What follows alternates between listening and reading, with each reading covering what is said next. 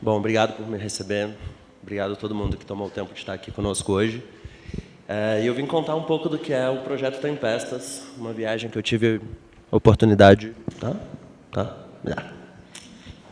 Oportunidade de viagem que eu tive de fazer recentemente com um irmãozaço. E, bom, essa é a primeira vez que eu estou contando dessa forma, essa viagem. Mas é muito engraçado, porque foi uma viagem que eu vou explicar um pouco melhor para vocês, mas é uma viagem que ela saiu do puro tédio. Muita gente acha que quando a gente larga tudo, ou faz grandes projetos, ou quer escrever um livro, ou ter filhos, na real, comigo era só tédio. Tava tudo ok, tava tudo legal, não tinha nada do que reclamar, mas estava bem entediado de tudo. E nesse processo surge o que é o Projeto Tempestas. O Projeto Tempestas ele veio de uma forma muito mecânica, engessada e dura, muito parecido com o que eu estou me sentindo aqui hoje. E na minha área, na minha profissão, planejamento estratégico, o Projeto Tempestas ele veio assim, cheio de bullet points.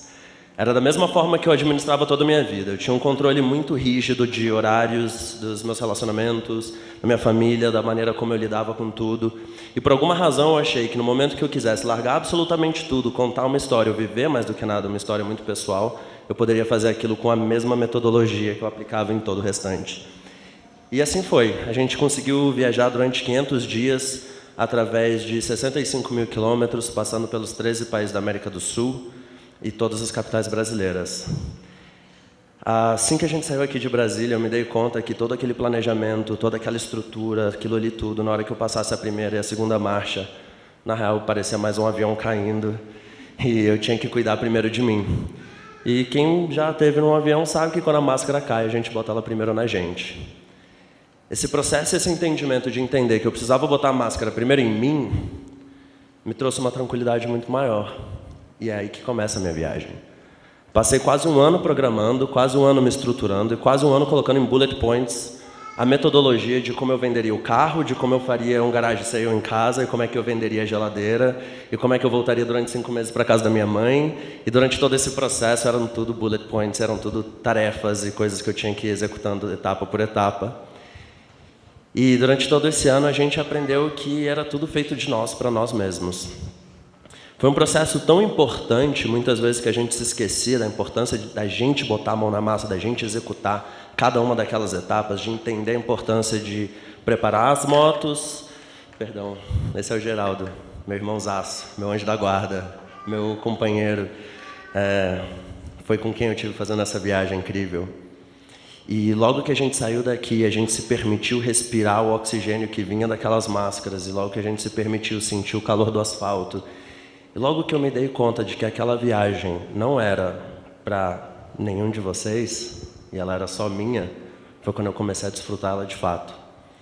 Foi a necessidade do egoísmo de entender qual que era a minha prioridade que me fez viver as melhores experiências da minha vida.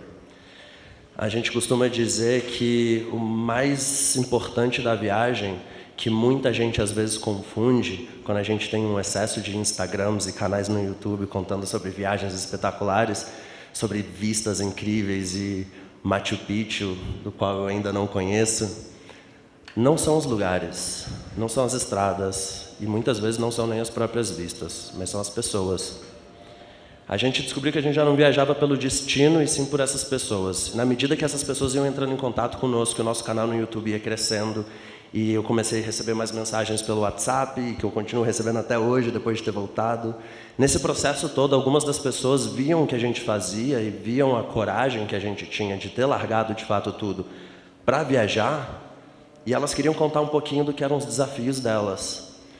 E a gente tinha uma única regra nesse processo todo, e a nossa regra era que a gente não podia pagar por a nossa hospedagem. E isso fez com que tudo ficasse cada vez mais interessante. Foi nesse processo que as pessoas começaram a nos convidar para dentro das casas delas. E aí elas começaram a contar de forma muito íntima as experiências delas.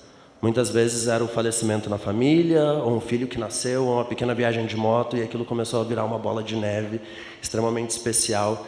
E aquilo gerou um outro valor para cada minuto, para cada tempo que a gente tinha com essas pessoas. Então já não se tratava mais daquele almoço com um amigo que você não vê há bastante tempo, que está meio que no celular aqui, tipo, Era uma pegada muito mais íntima, muito mais especial. E dali a gente abriu um portal de relacionamentos dos quais eu sou extremamente grato até hoje. Essa é a Karen. A Karen é uma peruana de 9 anos. E ela nos recebeu em uma das situações mais complicadas, onde a gente já havia passado pelo Uruguai, pela Argentina, até o Ushuaia, subido pelo Chile, entrado do Chile à Bolívia, tido um princípio de hipotermia, chegado no Peru e ninguém atendia a gente para nada. E num dia a gente chega num vale, começa a chover e a Karen abre o restaurante dela, que já estava fechado.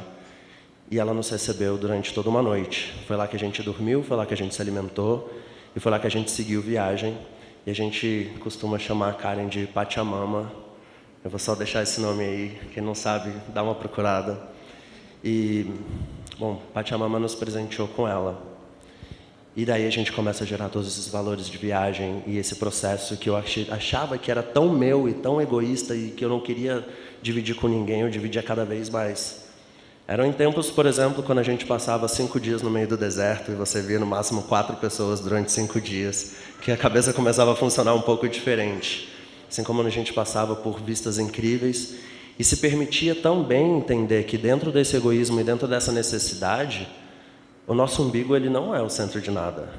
Por mais que a gente se preocupe com aquilo que a gente deseja e que a gente procure alcançar as nossas metas, e na independência de não seguir os passos alheios e marcar as nossas próprias pegadas, você se dá conta o quão pequenininho você é quando você está no meio do deserto e como não faz a mínima diferença aquilo que você está fazendo. Do mesmo jeito que quando você passa no meio da selva amazônica e a gente vê algo caindo no chão, quando você se agacha e vê a quantidade de vida que existe ali, a coisa toma uma nova proporção. Então, durante esses 500 dias, a gente pôde entrar num processo constante de questionamento de valores e por que as coisas aconteciam da forma como aconteciam.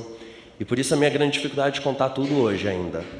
Existem tantas coisas que a gente ainda trata de absorver e eu, pessoalmente, tento entender de cada uma dessas pessoas que atravessaram os nossos caminhos, de cada uma das coisas que a gente absorveu dessas pessoas e o tempo que a gente teve para cada uma delas e como a gente sente tanta falta de cada uma dessas pessoas que a gente já passou na nossa vida.